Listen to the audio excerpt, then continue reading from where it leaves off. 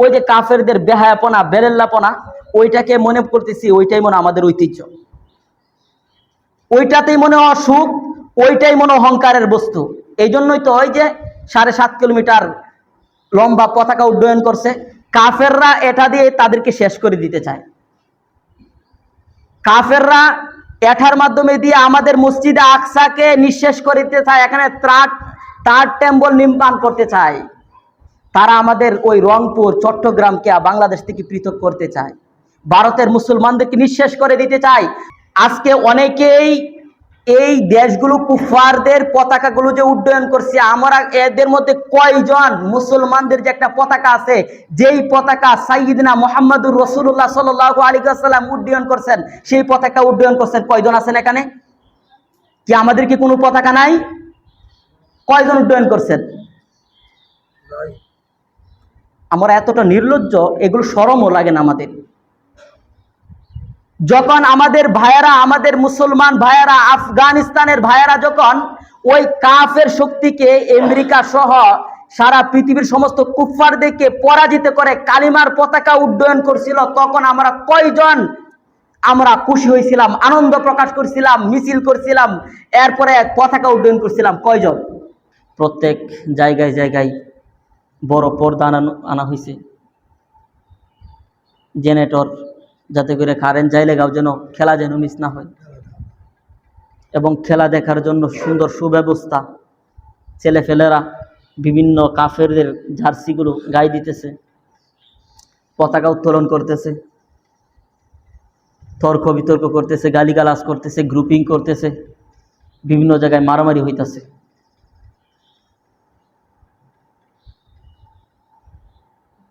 এবং এই খেলাকে কেন্দ্র করে যে কি একটা উন্মাদনা চলতেছে, যেটা আমাদের দেশে যেই পরিমাণে, এটা অন্য কোনো জায়গায় দেখা যায় না। যারা সোশ্যাল মিডিয়া ইউজ করেন, বড় মোবাইল, তারা দেখছেন এক ব্যক্তি মুরব্বী 30% জায়গা সে বিক্রি করছে শুধু জার্মানির পতাকা বানানোর জন্য, খেলাকে কেন্দ্র করে। 7.5 কিলোমিটার লম্বা সে পতাকা উত্তোলন করছে। এই পতাকা উত্তোলন করতে গিয়া বিশাল জমায়েত, কয়েক জেলা থেকে ভক্তবৃন্দরা গেছে, ওই দলের ঢোল বাজনা উদযাপন করে ওই পতাকাটা টানানো হয়েছে। এটা আমাদের দেশের কথা বলতেছি, বাহিরের কথা বলতেছি। আরেক ভ্যান চালক, ময়মনসিংহ ঈশ্বরগঞ্জের ভ্যান চালক, নিজের বাড়ি ভিটাটা পর্যন্ত নাই, সরকারের দেওয়া এক ঘরের মধ্যে থাকে, বউয়ের নামে কিস্তি চলছে 50,000 টাকা খেলার জন্য, খেলা ব্যয় করার জন্য। তুইলা এলাকায় বিপুল পরিমাণে পতাকা বিতরণ করছে আর্জেন্টিনার। এরপরে নিজে তো লাগাইছেই, যে ব্যান সে চালায় ওই ব্যানটাকে ওই পতাকার রঙে রঙিন করছে। ওই লোক কিন্তু কিস্তিতে চলে, খেলার জন্য আবার কিস্তি তুলছে। মানে আমরা কতটা উন্মাদ হয়েছি, আমরা কিন্তু চিন্তা করতে পারছি। একজন লোক 30% জায়গা বিক্রি করা শুধু খেলার জন্য, নিজের পকেটে টাকা নাই, ঠিকমতো খাইতে পারে না, নিজের একটা ঘর নাই, 50,000 টাকা লোন তুলছে এই পতাকা উড্ডয়ন করতে গিয়ে। পইরা মারা গেছে, কারেন্টে পিষ্ট হয়ে মারা গেছে, এরকম অনেক ঘটনা ঘটতেছে বাংলাদেশে। এগুলো সব মুসলমানের ছেলে।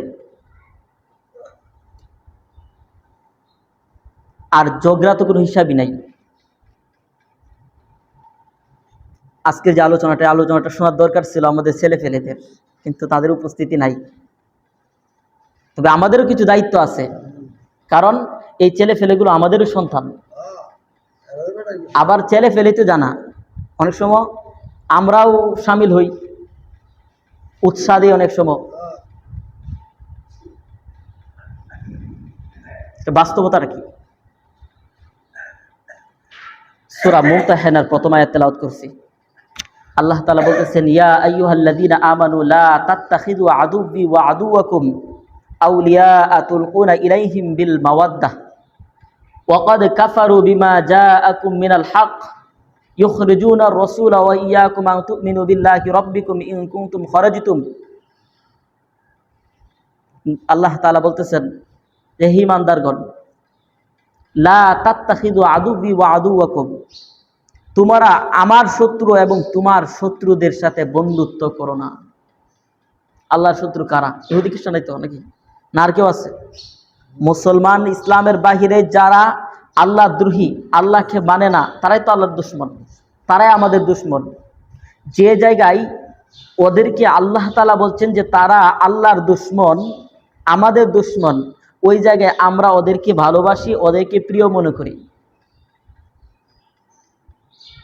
আমরা তাদেরকে দুশমন বা ওরা যে আমাদের শত্রু, ওরা আমাদের ক্ষতি করতে চায়, ক্ষতি করতেছে।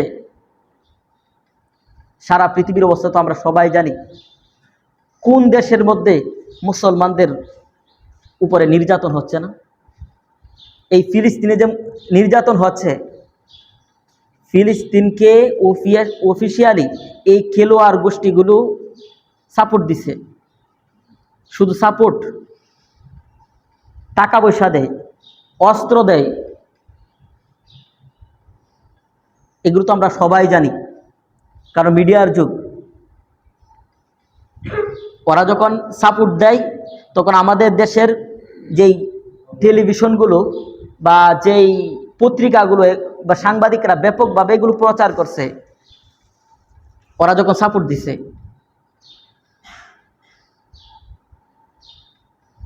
তো এরা এত আমাদেরকে শেষ করে দেওয়ার জন্য এত ফিকির করে, এত চেষ্টা করে, কিন্তু আমরা মুসলমান এতটা অধপতন, এতটা অন্ধ, এতটা আমরা অজ্ঞ হয়েছি, আমরা ওদেরকে ওদের নিজের আসল পরিচয়টা আমরা চিনি না, জানি না, স্বীকার করতে চাই না যে ওরা আমাদের শত্রু।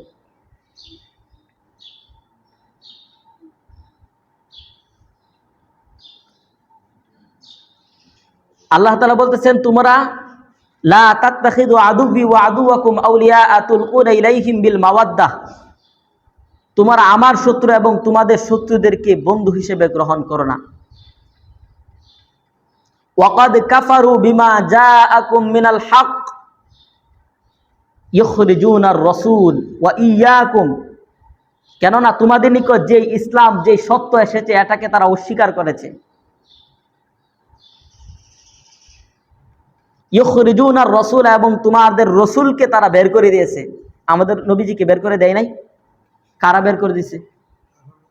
কাফেররা, মক্কার কাফেররা কোন ধর্মের অনুসারী ছিল? ওরা কি ইহুদি খ্রিস্টান ছিল না? ওয়া ইয়্যাকুম, এবং তোমাদেরকেও বের করে দিয়েছে। এরপরের আয়াতে আসছে যে ওরা তোমাদেরকে ধ্বংস করতে যায়, যদিও ওরা মুখে বলুক বা অন্তরে গোপন করুক। এটাই ওদের বাস্তবতা। ওরা অনেক সময় মুখে বলবে না, এখন তো বর্তমানে তো মুখে ওরা বলে, অফিসিয়ালি ঘোষণা দিয়েই করতেছে।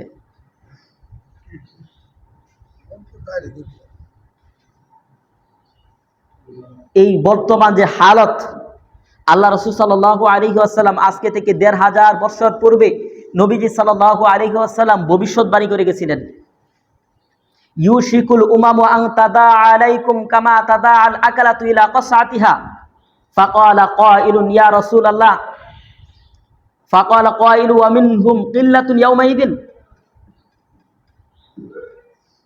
সাহাবা, আল্লাহ রাসূল সাল্লাল্লাহু আলাইহি ওয়াসাল্লাম সাহাবায়ে কেরামদের বলতেছেন যে এমন একটা সময় আসবে, সারা পৃথিবীর সমস্ত কাফেররা একজোট হয়ে তোমাদেরকে ধ্বংস করে দেওয়ার জন্য, তোমাদেরকে শেষ করে দেওয়ার জন্য এরকম ভাবে ডাকাডাকি করবে, যেরকমটা খাবারের পাত্রের দিকে, খাবারের দস্তরখানের দিকে একে অপরকে দাওয়াত দেয়, ডাকাডাকি করে।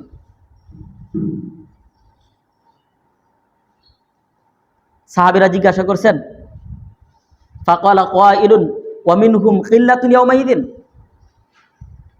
ইয়া রাসূলুল্লাহ, সেদিন কি আমরা সংখ্যায় কম হব, এজন্য তারা আমাদেরকে শেষ করে দিতে চাইবে? ক্বালা রাসূলুল্লাহ সাল্লাল্লাহু আলাইহি ওয়াসাল্লাম বাল আনতুম ইয়াউমাইদিন কাসীর, নবীজি বলেন বরং সেদিন তোমরা সংখ্যায় অনেক হবে,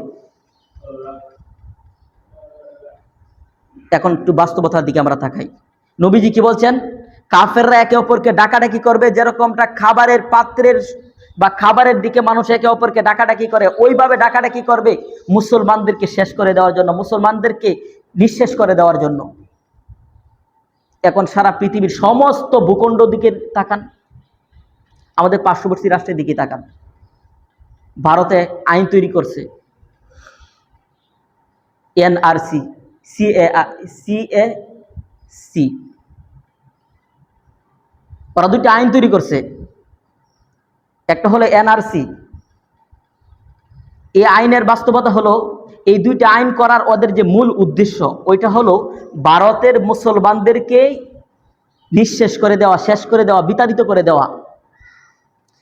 এবং ওদের টার্গেট ভারত, বাংলাদেশ, পাকিস্তান, আফগানিস্তান, মোট কথা এই অঞ্চল, পুরো অঞ্চলটার মধ্যে ওরা রামরাজ্য প্রতিষ্ঠা করবে, অখণ্ড ভারত প্রতিষ্ঠা করবে।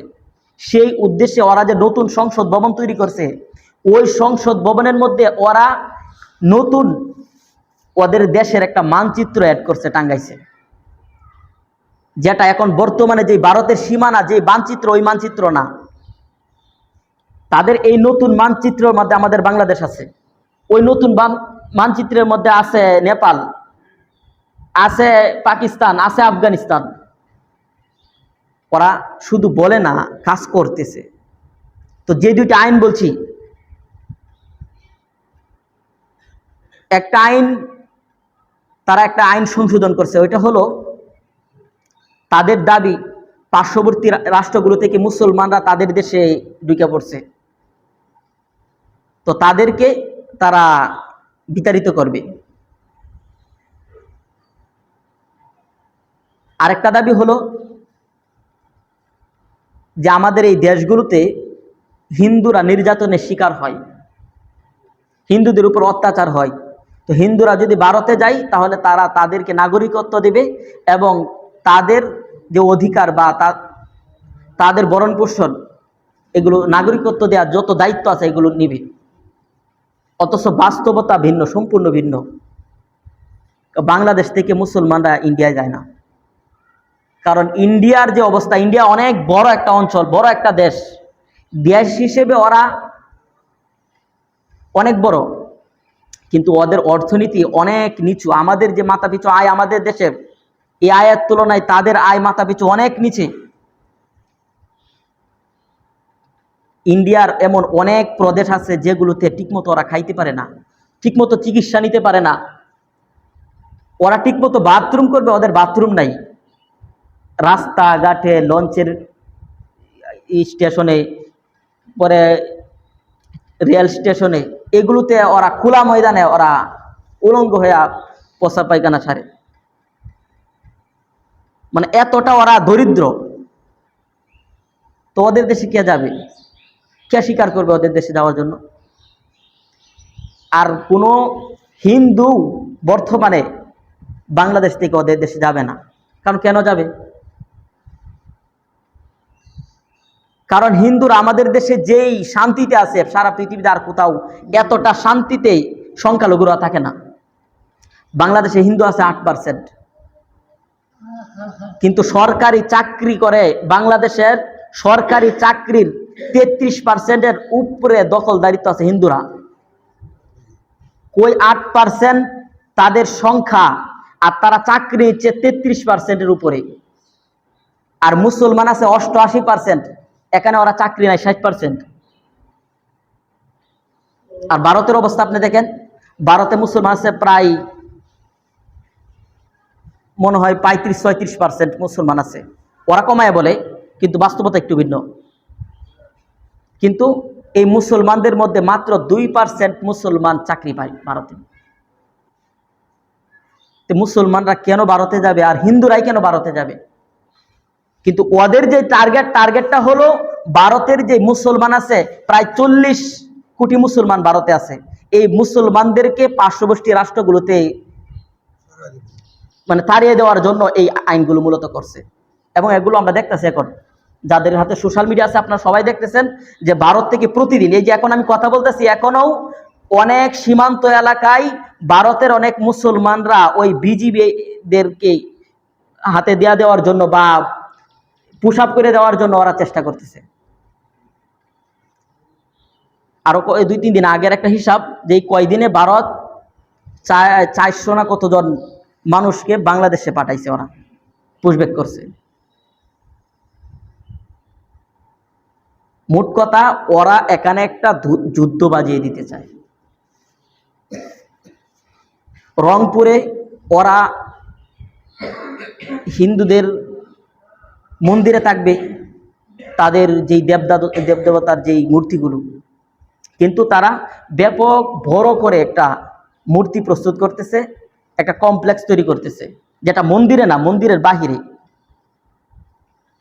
এবং এটা উদ্বোধন করছে, টাকা দিছে পুরোটা ভারত, উদ্বোধন করছে ভারতের হাই কমিশনার।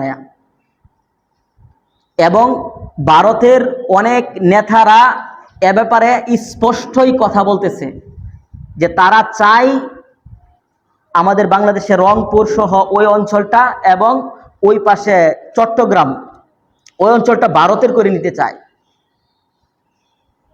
আর স্পষ্ট বলতেছে এটা হলো আমাদের পার্শ্ববর্তী অঞ্চলের মুসলমানদের অবস্থান, মুসলমানদের বাস্তবতা। এবং ওরা তো কিছুদিন আগে এমনও বক্তব্য দিছে তারা হলো দ্বিতীয় ইসরায়েল। যখন ইসরায়েলের সাথে তাদের বন্ধুত্ব করতেছে তখন এই কথা তারা প্রকাশ্যে বলছে যে আমরা দ্বিতীয় ইসরায়েল। এবং তাদের যে কর্মকাণ্ড, তাদের যে পদক্ষেপ, তাদের যে চলাফেরা, যে বাস্তবতা, যে বক্তব্য, এই সব কিছু বিবেচনা করে তো এটাই মনে হচ্ছে যে তারা অচিরেই ফিলিস্তিনের গাজার যে অবস্থা, যে ধ্বংসযজ্ঞ, এমন একটা বাস্তবতা তৈরি করার জন্য তারা আগাচ্ছে। ওই প্ল্যান নিয়েই তারা সামনে আগাচ্ছে। এটা হলো ভারতের মুসলমানদের বাস্তবতা। আর কাশ্মীরের মুসলমানদের বাস্তবতা আমরা জানি, তারা দীর্ঘদিন পর্যন্ত 47-এ যখন ইংরেজরা চলে গেছে, বিভিন্ন দেশগুলো ভাগ হয়ে গেছে, ওই সময় থেকে তারা লড়াই করে আসতেছে। আজ পর্যন্ত তারা সব ধরনের সুবিধা থেকে তারা বঞ্চিত। ওই কাশ্মীরিরা স্বাধীনতা তাদের খর্ব করে নেওয়া হয়েছে। আর আমাদের পার্শ্ববর্তী মিয়ানমার, আরাকানের অবস্থা তো আমরা জানি, মুসলমানদেরকে বের করে দিচ্ছে। ওই যে নবীজি বললেন যে কাফেরদের শেষ করে দেওয়ার জন্য চতুর্দিক থেকে সমস্ত কাফেররা একজোট হয়ে মুসলমানদেরকে শেষ করে দেওয়ার জন্য আহ্বান করবে, যেরকমটা খাবারের পাত্রের দিকে একে অপরকে তোমরা আহ্বান করো, এরকমটা এখন হচ্ছে না? যখন ওই ইরানে যখন হামলা চলতেছে বা যুদ্ধ চলতেছে, তখন সারা পৃথিবীর সমস্ত কাফেররা কি মদদ দেয় নাই? ওদের পক্ষে কথা বলে নাই? যখন ইরাকে যখন হামলা হয়েছিল, ব্যাপকভাবে যখন ধ্বংসযজ্ঞ শুরু করছিল, এরপরে সিরিয়ায়, এগুলো তো আমাদের চোখের সামনের অবস্থা। এমন কোনো ভূখণ্ড নাই যে ভূখণ্ডে কাফেরদের দ্বারা মুসলমানরা নির্যাতনের শিকার হচ্ছে না। চীনের দিকে আমরা তাকাই, উইগুরের মুসলমানরা কি ব্যাপকভাবে ওরা এক ধ্বংসযজ্ঞের মধ্যে আছে। তো নবীজি কি বলছেন? সাহাবায়ে কেরাম জিজ্ঞাসা করছেন, ইয়া রাসূলুল্লাহ, আমাদের যে এই যে একটা অবস্থা হবে, কাফের আমাদেরকে শেষ করে দিতে চাবে, এটা কি এজন্য কিল্লাতুন নাহনু ইয়াউমাইদিন, যে সেদিন আমরা সংখ্যায় কম হবে এজন্য? আল্লাহ রাসূল সাল্লাল্লাহু আলাইহি ওয়াসাল্লাম বলেন, বাল আনতুম ইয়াউমাইদিন কাসীর, না, বরং সেদিন তোমরা সংখ্যায় অনেক অনেক বেশি হবে। আজকে আমাদের সংখ্যার দিকে তাকান, সারা পৃথিবীতে যদি 700 কোটি মানুষ থেকে থাকে, এর মধ্যে 250 কোটি মুসলমান। সংখ্যায় কম, সংখ্যায় তো অনেক বেশি। আল্লাহ রাসূল সাল্লাল্লাহু আলাইহি ওয়াসাল্লাম, বাল আনতুম ইয়াউমাইদিন কাসীর ওয়ালাকিন্নাকুম গুসাউন কাগুসাইস সাইল ওয়ালা ইয়ানজিআন্নাল্লাহু মিন সুদুরি আদুবিকুমুল মাহাবাতা মিনকুম ওয়ালা ইয়াকযিফান্নাল্লাহু ফি কুলুবিকুমুল ওয়াহাদ। নবীজি সাল্লাল্লাহু আলাইহি ওয়াসাল্লাম বলেন, তোমরা তো সেদিন সংখ্যায় অনেক হবে, কিন্তু তোমাদের কোয়ান্টিটি থাকবে, কিন্তু কোয়ালিটি ভালো থাকবে না। তোমরা সংখ্যায় অনেক মুসলমান থাকবে, কিন্তু কোয়ালিটিপূর্ণ সেদিন মুসলমান থাকবে না। আজকে আমাদের সমাজ ব্যবস্থা, আমাদের সমাজের দিকে তাকাই, মুসলমান সবাই, মুসলমান সবাই আব্দুর রহমান, সবাই মোহাম্মদ, কিন্তু নামাজের সারিতে আমরা কতজন মুসলমান থাকি? কোয়ালিটি। আরেক হাদিসের মধ্যে আল্লাহ রাসূল সাল্লাল্লাহু আলাইহি ওয়াসাল্লাম ভবিষ্যৎবাণী করতেছেন। কি নবীজির ভবিষ্যৎবাণী কি এমনি ফাও ফাও মনে করতেছেন? এমনি ফাও ফাও না। আল্লাহ রাসূল সাল্লাল্লাহু আলাইহি ওয়াসাল্লাম বলেন, লাতাতবাউন্না সানানা ক্বাবলাহুম সানানা মিন কানা ক্বাবলাকুম, যে অচিরেই তোমরা কাফেরদেরকে, তোমাদের পূর্ববর্তী যে কাফেররা আছে ওই কাফেরদেরকে তোমরা পুরোপুরি পদাঙ্ক অনুসরণ করে চলবে। জিরাআন বিজিরাইন, একদম পায়ে পা রেখে চলবে। কাফের যেদিকে চলবে, যেখানে কাফের পা রাখবে সেখানে তোমরা পা রাখবে। আল্লাহ রাসূল সাল্লাল্লাহু আলাইহি ওয়াসাল্লাম বলেন, হাত্তা লাউ দাখালু হুজরা দাব্বিন, যদি কোনো কাফের, যদি কোনো মুশরিক, যদি কোনো ইহুদি খ্রিস্টান যদি কোনো গুইসাপের গর্তেও গিয়ে প্রবেশ করে, তাবিউতুমুহুম, তোমরা এই ক্ষেত্রেও তাদেরকে অনুসরণ করবে। মুসলমান কেন নির্যাতনের শিকার হবে, কেন জুলুমের শিকার হবে, মুসলমানের কেন দাম থাকবে না? নবীজি বলতেছেন কি, মুসলমান কাফেরদেরকে পুরোপুরি অনুসরণ করবে, একদম পুরোপুরি অনুসরণ করবে। এমনকি গুইসাপের গর্তেও যদি কোনো কাফের প্রবেশ করে সেখানেও প্রবেশ করবে। আজকে মুসলমান কাফেরদেরকে অনুসরণ করে কোন জায়গা পর্যন্ত পৌঁছে নাই? কোন জায়গায় পর্যন্ত? কোন কাফেরকে আর কোন মুসলমানকে একসাথে দাঁড় করালে কিভাবে চিনবেন যে সে মুসলমান? কোন দিকে সে তার এই কাফের দিকে সে অনুসরণ করছে না? আজকে মুসলমানের লেবাস, কাফের নামাজ পড়ে না, মুসলমানও নামাজ পড়ে না। কাফের সত্য বলে না, মুসলমানও সত্য বলে না। কাফের সে জালেম, মুসলমানও জালেম। কাফের গান বাজাচ্ছে তো মুসলমানও গান বাজাচ্ছে। কাফের হারাম কাজ করছে, মুসলমানও হারাম কাজ করছে। কাফের সে মদ পান করছে, মুসলমান মদ পান করছে। কাফের গণতন্ত্র পূজা করছে, মুসলমান গণতন্ত্রের পূজা করছে। কাফের পুঁজিবাদের পূজা করতেছে, মুসলমান পুঁজিবাদের পূজা করতেছে। কাফের সে ব্যাপকভাবে গুনাহের মধ্যে জড়িয়ে আছে, মুসলমানও ব্যাপকভাবে গুনাহে জড়িয়ে পড়ছে। যেদিকেই কাফের যাচ্ছে মুসলমানও ওই দিকেই যাচ্ছে, এবং কাফের যেটা করছে মুসলমান মনে করতেছে এটাই বুঝি শ্রেষ্ঠত্ব, এটাই বুঝি সম্মান। আজকে আমাদের ইসলাম, আমাদের নবী মুহাম্মদ সাল্লাল্লাহু আলাইহি ওয়াসাল্লামের যে তরিকা, যে সুন্নাহ, মুহাম্মদ সাল্লাল্লাহু আলাইহি ওয়াসাল্লামের যে লেবাস, এগুলোর মধ্যে আমরা আমাদের আভিজাত্য আমরা খুঁজে পাই না। আমরা আজকে আমাদের চুলের কাটিং দিয়ে কাফেরদের সাথে অনুসরণ করি। এই যে খেলা চলতেছে ব্যাপকভাবে, একটু আগেই বললাম আমাদের এই খেলোয়াড় বা এই ওদের বাস্তবতা, এই যে খেলা চলতেছে এটা কি শুধুই খেলা? আমাদের কি মনে হয় যে এটা শুধু একটা বিনোদন খেলা চলতেছে? এটা কতটুকু গভীর, কতটুকু ষড়যন্ত্র কেন্দ্রিক? আমরা সবাই জানি পুরা পৃথিবী শাসন করবে দাজ্জাল, করবে না? দাজ্জাল শাসন করবে। কিভাবে শাসন করবে? দাজ্জাল আমাদের বাড়িতে এসে শাসন করবে? এভাবে শাসন করবে। তো দাজ্জাল যে জায়গাগুলোতে থেকে শাসন করবে, ওই জায়গাগুলো থেকে মানুষদেরকে কিভাবে টানবে, কিভাবে আকর্ষণ করবে? এই আকর্ষণের প্রথম সারির কাজ এগুলো দিয়ে আমাদেরকে ওইদিকে মুখাপেক্ষি করতেছে। যার কারণে তো দেখতে পাই এই যে ব্রাজিলের গেঞ্জি নিয়ে একটা দ্বন্দ্ব হইতেছে, যুবকরা সবাই জানে। ওরা নতুন জার্সি যে তৈরি করছে, জার্সির মধ্যে শয়তানের প্রতিকৃতি স্থাপন করছে, যেটাকে বাল দেবতা বলা হয়। পরে সর্বশেষ সারা পৃথিবীতে যখন ব্যাপকভাবে একটা সমালোচনা করা হয়েছে, তখন ওই জার্সিটা বাদ দেওয়া হয়েছে। তখন বলা হয়েছে যে না, এটা এমন কোনো কিছু না, এটা আমরা আমাদের আভিজাত্যের প্রতীক, বা আমরা গর্বের প্রতীক, বা আমরা যে ব্যাপক খেলার মধ্যে আঘাত হানবো এটার একটা প্রতীক। মানে একটা বাউতাবাজি একটা কথা বলে একটু ফাস্ট কাটায় গেছে। আর এই খেলোয়াড়গুলো কে, এই খেলোয়াড়গুলোর পরিচয়টা কি, এগুলো কি আমরা একটু জানি না? এই খেলোয়াড়দের ব্যাপকভাবে একটা অবস্থান হলো, ওরা এমন কোন হারাম কাজ নাই যে এটা করে না। মদ পান, নারী। ব্রাজিলের যে প্রথম সারি আছে, নাম কি কোন? প্রথম সারিতে খেলোয়াড় ব্রাজিল কে? নেইমার।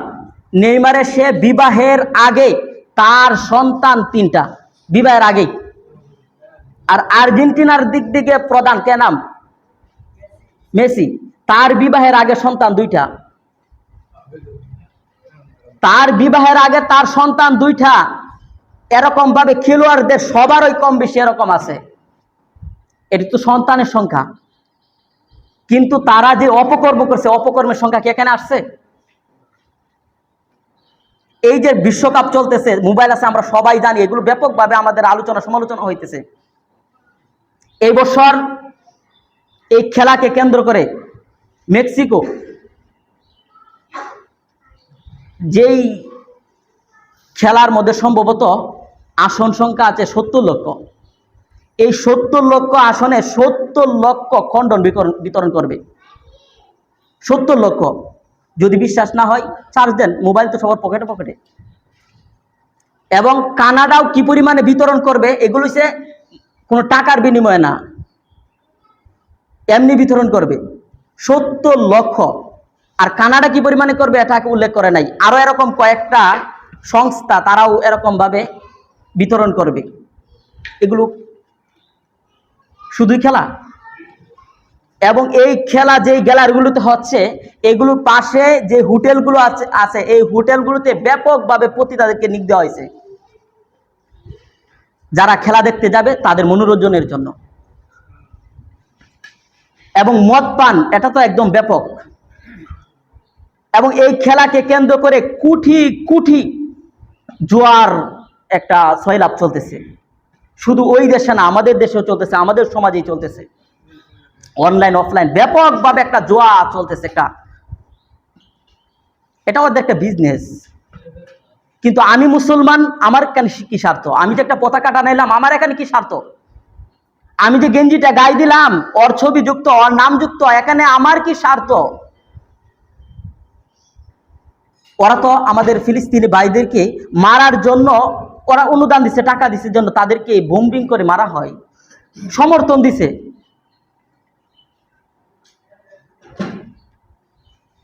আমরা মুসলমান, আমাদের কতটা অধপতন। নবীজি যে বললেন যে আমাদের সংখ্যা তো অনেক হবে, কোয়ালিটিতে দুর্বল হবে। কি আমরা কোয়ালিটি কি দুর্বল হচ্ছে না? আমরা কেন মার খাবো না? কেন?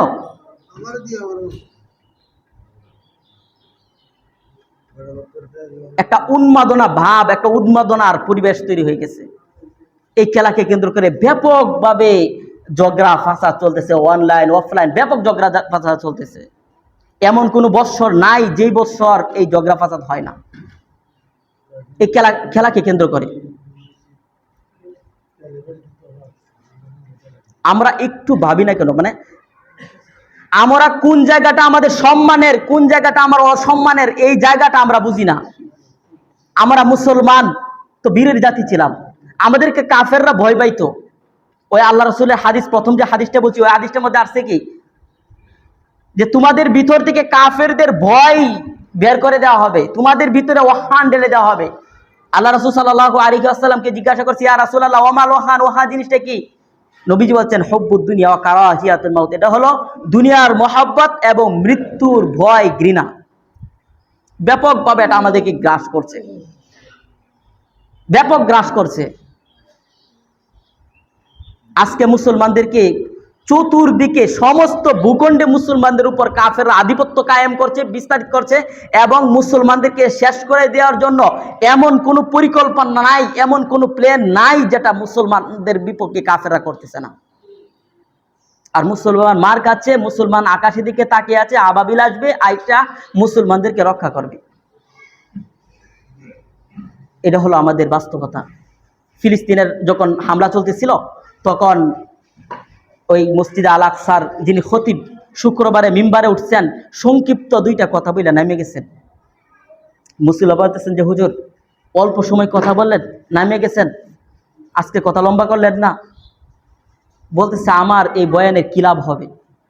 এই লম্বা লম্বা বয়ানে আমার কি হবে? যেই জায়গায় ফিলিস্তিনে এত এত রক্ত ঝরতেছে, এত ধ্বংসযজ্ঞ চলতেছে, ওই জায়গা থেকে যদি মুসলমানরা যদি শিক্ষা গ্রহণ না করতে পারে, তাহলে আমার এই বক্তৃতা থেকে সে কি শিক্ষা গ্রহণ করবে? এই বক্তৃতা থেকে সে কি হেদায়েত পাবে?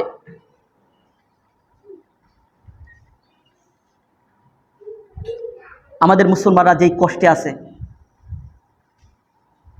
এমন সারা পৃথিবীর যে অবস্থা, যদি আমাদের সন্তান, আমাদের হাত পা যদি না থাকতো, আমরা কি করতাম?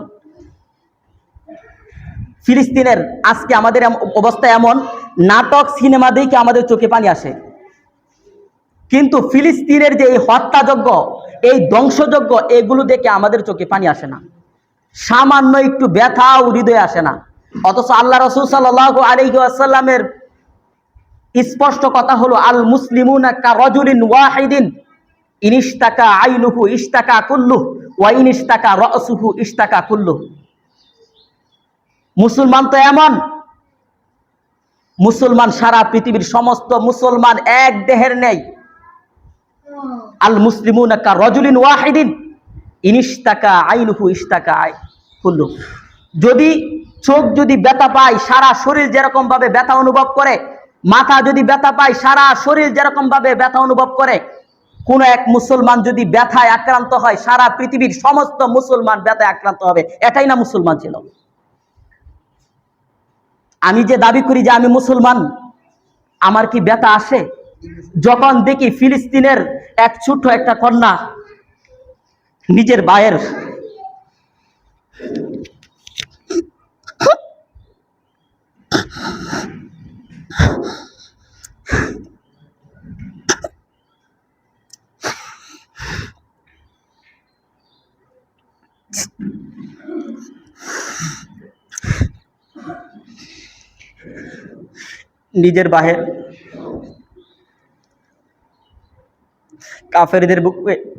কাফেরদের বোমায় আক্রান্ত দেহ, খণ্ড খণ্ড শরীর, এগুলো নিজের স্কুল ব্যাগের মধ্যে নিচে পিছনে ফেলে রাস্তায় চলতেছে। সাংবাদিক এসে জিজ্ঞাসা করছে যে তোমার ব্যাগে কি? রক্ত ঝরতেছে। বলতেছে আমার ভাই।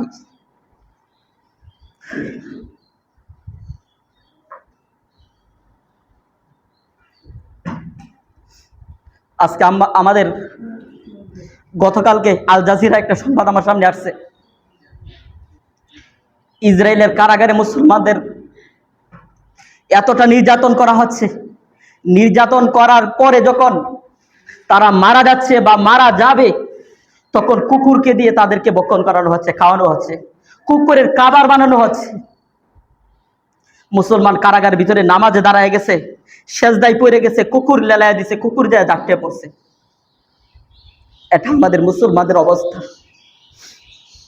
ডক্টর আফিয়া সিদ্দিকার নাম আমরা সবাই জানি। সে যখন কারাগারে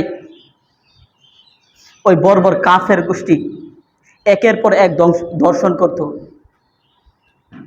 তাকে অফার দেওয়া হয়েছিল তোমাকে ছেড়ে দেব, এই যে কোরআন রাখা আছে, কোরআনের উপর পাড়া দিয়ে তুমি হাঁটো, পাড়া দিয়ে তুমি পার হও, তোমাকে ছেড়ে দেব, মুক্ত করে দেব। আফিয়া সিদ্দিকা সে বলতেছে না, আমি এটা পারবো না। আমার জন্য আমার ভাইয়েরা আসবে, আমার জন্য মোহাম্মদ বিন কাসিম আসবে, আমার জন্য সালাউদ্দিন আইয়ুবী আসবে, সুলতান মোহাম্মদ ফাতি আসবে, কিন্তু আমরা কি আমাদের বন্ধুদের জন্য যেতে পারছি? আমাদের বোনেরা তো আমাদের জন্য অপেক্ষায় আছে, কিন্তু আমাদের যে ঈমান,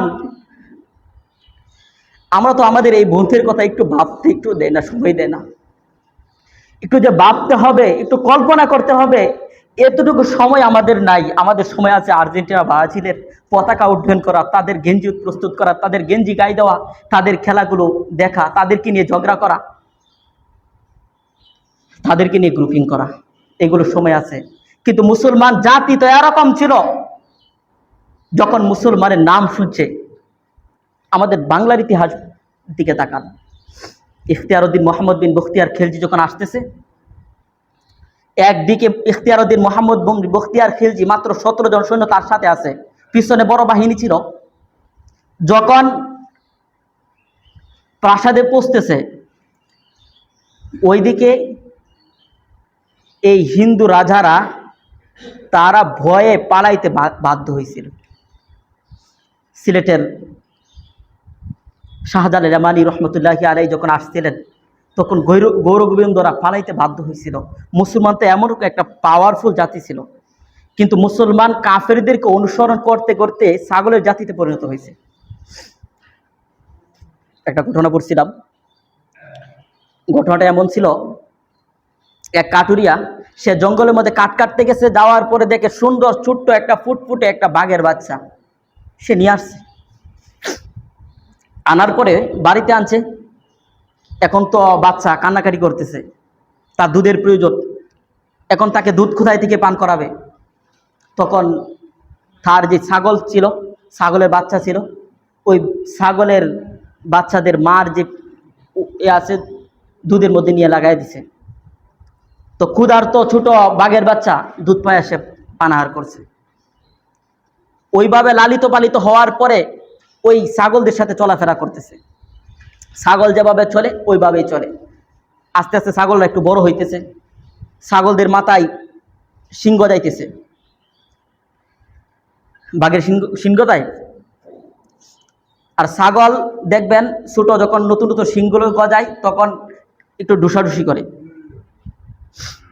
আরেক ছাগলের সাথে ডুস দেয়, গাছ পাইলে গাছের মধ্যে ডুস দেয়, পাক্কা পাইলে এখানে ডুস দেয়, দেয়ালে ডুস দেয়।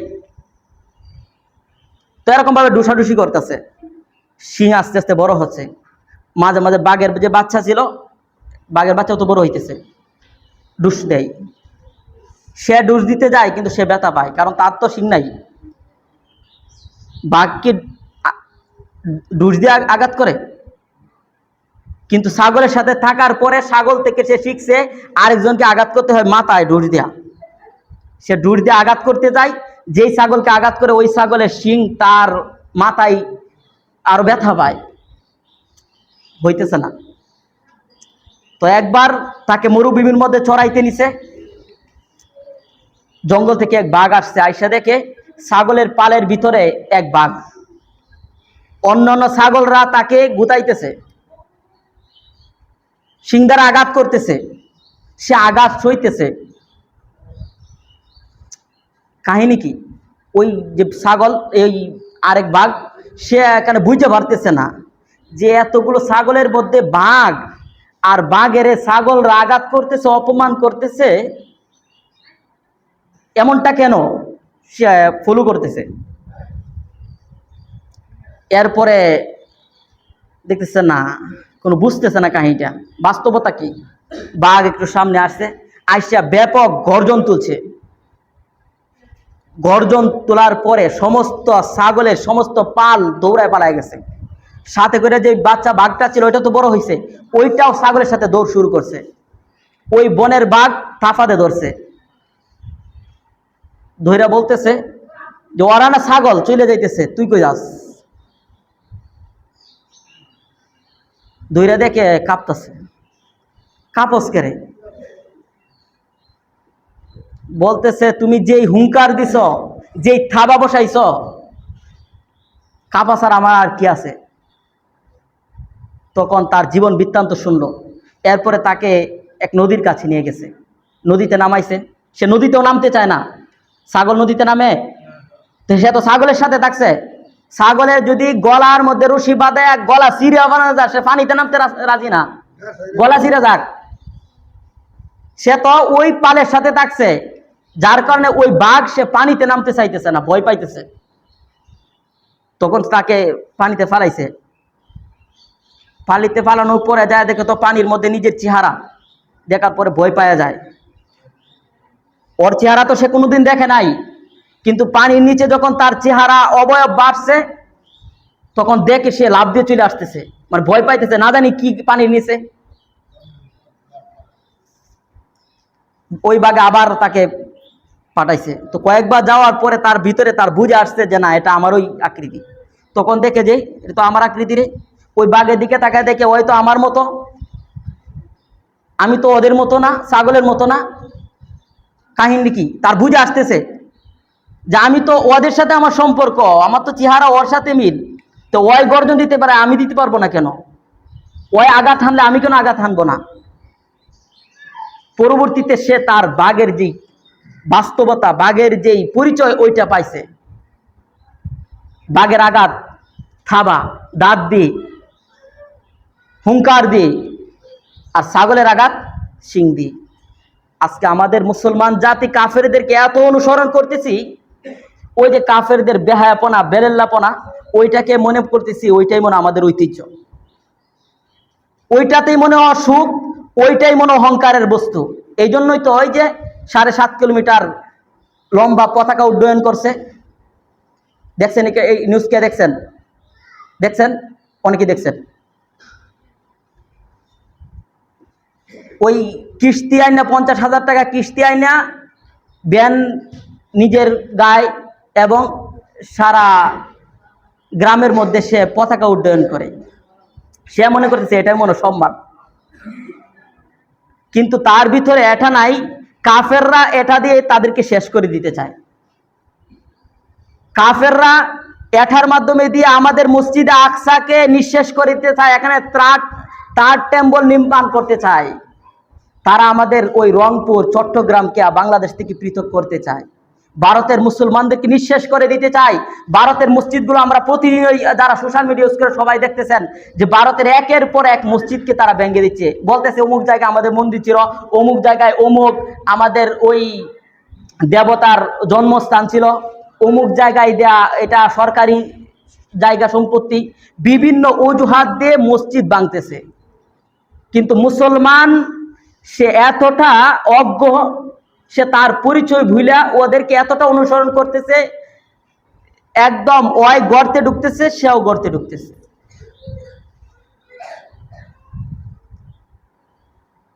তো মুসলমান যদি নিজের সম্মান, নিজের কর্তৃত্ব, এই যে আজকে আমরা উল্লাসিত হই যখন আমরা যেই দলকে সাপোর্ট করি, ওই দল যদি একটা গোল করে বা আমাদের বিরোধী দল যদি একটা গোল খায়, তখন এই যে উল্লাস, এই উল্লাস কি আমাদের ধর্মের ক্ষেত্রে আছে?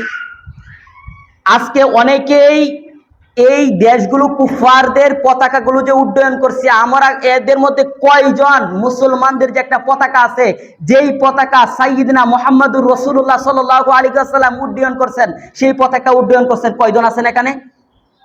কি আমাদের কি কোনো পতাকা নাই? কয়জন উড্ডয়ন করছেন? আমরা এতটা নির্লজ্জ, এগুলো শরমও লাগে না আমাদের। যখন আমাদের ভাইয়েরা, আমাদের মুসলমান ভাইয়েরা, আফগানিস্তানের ভাইয়েরা যখন ওই কাফের শক্তিকে আমেরিকা সহ সারা পৃথিবীর সমস্ত কুফফারদেরকে পরাজিত করে কালিমার পতাকা উড্ডয়ন করছিল, তখন আমরা কয়জন আমরা খুশি হয়েছিলাম, আনন্দ প্রকাশ করছিলাম, মিছিল করছিলাম, এরপরে পতাকা উড্ডয়ন করছিলাম? কয়জন? আমরা কথা তাদেরকে জঙ্গি বলে দিই। ওই কাফেররা বলে জঙ্গি, জঙ্গি বলে দিই। মুসলমান কোথায় বীরত্ব আর কোথায় লজ্জা এটা সে জানে না। বীরত্ব তো এখানে ছিল যে কাফেরদেরকে পিঠায়া আফগানিস্তান থেকে বের করে দেওয়া। গুটি কয়েক ছোট্ট একটা অঞ্চল গাজা, সারা পৃথিবীর সমস্ত কাফেরা শেষ করে দিতে যাইতেছে। মৃত্যুর আগ পর্যন্ত ইয়াহিয়া সিনওয়াররা সাথে অস্ত্র নাই, লাঠি আছে, লাঠি দ্বারাই সংগ্রাম করে শাহাদাত বরণ করতেছে। এগুলো না সংগ্রাম, এগুলো না সম্মানের বস্তু ছিল? তো আল্লাহ রাসূল সাল্লাল্লাহু আলাইহি ওয়াসাল্লামের ভবিষ্যৎবাণী বলছিলাম যে সময় এমন আসবে যে মুসলমান কাফেরদেরকে অনুসরণ করবে, যার ফলে মুসলমানরা পদে পদে নির্যাতিত হবে, পদে পদে তারা অত্যাচারের শিকার হবে। এগুলো মুহাম্মদুর রাসূলুল্লাহর ভবিষ্যৎবাণী, এগুলো আমাদের ঈমান, এগুলোতে সন্দেহ করার কোনো অবকাশ নাই। এই পৃথিবী ইতিহাসে এরকম অনেক সময় গেছে, অনেক নবী সাল্লাল্লাহু আলাইহি ওয়াসাল্লাম ভবিষ্যৎবাণী করে গেছেন, এগুলো স্পষ্ট বাস্তবায়ন হয়েছে। সূরা কমারের সম্ভবত 50 নম্বর আয়াত, সাইয়ুহজামুল জামউ ওয়া ইউওয়াল্লুনা দুবুর, এটা মক্কায় অবতীর্ণ হয়েছিল যখন কাফেররা গুটি কয়েকজন মুসলমান যখন কালিমা পড়ছিল, তাদের উপর অত্যাচার করছিল, বেলালদের উপর অত্যাচার করছিল, উমাইয়া ইবনে খালফরা যখন অত্যাচার করছিল, নবী মুহাম্মদুর রাসূলুল্লাহ সাল্লাল্লাহু আলাইহি সাল্লাম যখন কাবায় গিয়ে নামাজ আদায়ের জন্য যাইতেন, তখন তারা আমাদের নবীজির গলায় কাপড় বেঁধে শ্বাসরুদ্ধ করে হত্যা করার জন্য চেষ্টা করছিল। নবীজির মাথার গাড়ে উটের পচা নারী বুড়ি আইনা রেখে দিয়েছিল। ওই সময় এই আয়াতটা নাযিল হয়েছিল, সাইয়ুহজামুল জামউ ওয়া ইউওয়াল্লুনা দুবুর। এই মক্কার এই কাফেররা, এই মক্কার আবু জাহেলরা, এই উতবারা, এই সাইবারা, ওরা তোমাদের হাতে অপদস্থ হবে, তারা তোমাদের হাতে ধরাশায়ী হবে, তারা তোমাদেরকে পিঠ দেখায় তোমাদের কাছ থেকে পলায়ন করবে। এই আয়াত যখন নাজিল হয়েছে, কাফেররা অট্টহাসি আসছে, কায়া খাম নাই, কারণ ওই সময় মুসলমানদের শক্তি ছিল না। কিন্তু এই আয়াত নাজিলের 5 বছর অতিবাহিত হয় নাই, নবী মুহাম্মদুর রাসূলুল্লাহ মক্কা থেকে মদিনায় হিজরত করে গেছেন। যাওয়ার পরে বদর সংঘটিত হয়েছে 2য় হিজরিতে। বদরে আবু জাহেল সহ 70 জন কাফের বদরের মাটিতে নিহত হয়েছে। এই বিপরীতে ছিল 1000 কাফের ছিল, আর মুসলমানদের পক্ষে মাত্র 313 জন মুসলমান ছিল। ওই কাফেররা 70 জন আবু জাহেল সহ এখানে ধরাশায়ীতে নিহত হয়েছে, অন্যান্য কাফেররা এখান থেকে পলায়ন করছে, আরো 70 জন মুসলমান সাথে গ্রেফতার হয়েছিল। সাইয়ুহজামুল জামউ ওয়া ইউওয়াল্লুনা দুবুর। এরপরে নবী মুহাম্মদুর রাসূলুল্লাহ সাল্লাল্লাহু আলাইহি ওয়াসাল্লাম যখন মদিনায় ছিলেন, তখন মক্কার প্রায় 30,000 না 15,000 কাফের মদিনা আক্রমণ করবে। নবী মুহাম্মদুর রাসূলুল্লাহ মদিনায় চারপাশে খন্দক খনন করছে প্রায় 3000 কিলোমিটার। তো এই 3000 না, আর কম, সম্ভবত 3 কিলোমিটার, 3 কিলোমিটার রাস্তা খন্দক খনন করছে। আর সংখ্যা মুসলমানদের ছিল সম্ভবত 3000। এত অল্প সংখ্যক মুসলমান এই খাল খনন করতে গেছে, যার কারণে ওই সময় মুসলমানরা একটু দারিদ্রতার মধ্যে ছিল, অর্থনৈতিক অবস্থা একটু খারাপ ছিল। তো মুসলমানরা যখন এখানে পরিশ্রম করতেছে, খাল খনন করতেছে এই খন্দকে, তখন তাদের আয়ের উৎস বন্ধ ছিল, তখন তারা খাবার পানীয় ছিল না, তারা উপবাস ছিল। একবার সাহাবায়ে কেরাম রাদিয়াল্লাহু তাআলা আনহুম এই খাল খননের সময়ে এক জায়গায় বসছেন, বসার পরে বলতেছে, ইয়া রাসূলুল্লাহ, এই যে দেখেন পেট একদম পিঠের সাথে লাগিয়ে গেছে, এই মাটির উড়া তুলতে পারি না, যার কারণে পাথর বাঁধছি। আল্লাহ রাসূল সাল্লাল্লাহু আলাইহি ওয়াসাল্লাম সান্ত্বনা দেওয়ার মতো সেদিন আর কোনো বাক্য ছিল না। রাসূল সাল্লাল্লাহু আলাইহি ওয়াসাল্লাম নিজের চাদরটা তুলে দিয়েছেন। তখন সাহাবায়ে কেরাম রাদিয়াল্লাহু তাআলা আনহুম দেখছেন যে আল্লাহ রাসূল সাল্লাল্লাহু আলাইহি ওয়াসাল্লাম নিজের পেটের মধ্যে 2টা পাথর বাঁধছিলেন। এরপরে আল্লাহ রাসূল সাল্লাল্লাহু আলাইহি ওয়াসাল্লাম এক জায়গায় খন্দক খনন করতে গিয়ে সাহাবায়ে কেরাম যাদের একটা ভাগ পড়লো, তারা বিশাল পাথর পড়ছে, ভাঙতে পারতেছে না। নবী সাল্লাল্লাহু আলাইহি ওয়াসাল্লামের নিকট জানানো হলো যে, ইয়া রাসূলুল্লাহ, পাথর আমরা ভাঙতে পারতেছি না, কাফেররা তো এই দিক দিয়ে চলে আসবে। নবীজি সাল্লাল্লাহু আলাইহি ওয়াসাল্লাম আসলেন, আল্লাহর নামে আঘাত করলেন, 3টা আঘাত করলেন, এখান থেকে অগ্নি স্ফুলিঙ্গ বের হলো, পাথর বালুর মতো ভেঙে গেল। সাহাবায়ে কেরাম রাদিয়াল্লাহু তাআলা আনহুমকে নবীজি সাল্লাল্লাহু আলাইহি ওয়াসাল্লাম জিজ্ঞাসা করলেন, তোমরা কি এখানে কি দেখেছো? বলতেছে, ইয়া রাসূলুল্লাহ, আমরা দেখলাম যে এখান থেকে একটা অগ্নি স্ফুলিঙ্গ বের হলো। তখন নবীজি সাল্লাল্লাহু আলাইহি ওয়াসাল্লাম বললেন, আমাকে তো আল্লাহ তাআলা আরো কিছু দেখাইছেন। বলছে, ইয়া রাসূলুল্লাহ, সেটা কি জিনিস? আল্লাহ রাসূল সাল্লাল্লাহু আলাইহি ওয়াসাল্লাম বললেন যে, এই আগুনের শিখা যখন বের হয়, তখন আমাকে মাদায়ানের শহরগুলো আল্লাহ তাআলা আমাকে দেখিয়েছেন, রুম এবং পারস্যের যে রাজপ্রাসাদগুলো এগুলো আমাকে দেখিয়েছেন, এবং আল্লাহ তাআলা আমাকে সুসংবাদ দিয়েছেন যে অচিরেই তোমরা ওই রুম, পারস্য এবং মাদায়ানের শহরগুলো বিজয় করবে এবং ওদের সম্পদগুলো তোমাদের সামনে পড়ে থাকবে, তোমরা হাতে নিবে না, তোমরা পায়ে লাথি মারবে। সমস্ত সাহাবায়ে কেরাম রাদিয়াল্লাহু তাআলা আনহুম আল্লাহু আকবার বলে উঠলেন, নারায়ে তাকবীরের স্লোগান দিলেন। বিশাল আওয়াজ হলো, মুনাফিকরা শুনে বলতেছে যে এখানে কি হয়ে গেল, ধরে আসছে, আয়েশা বলে যে এই সংবাদ শুনছে। শোনার পরে তারা হাসাহাসি করতেছে, বলতেছে, মিয়া তোমরা নিজের কাজ নিজে করতেছো, মনে রাখবা সেই টাকা পয়সা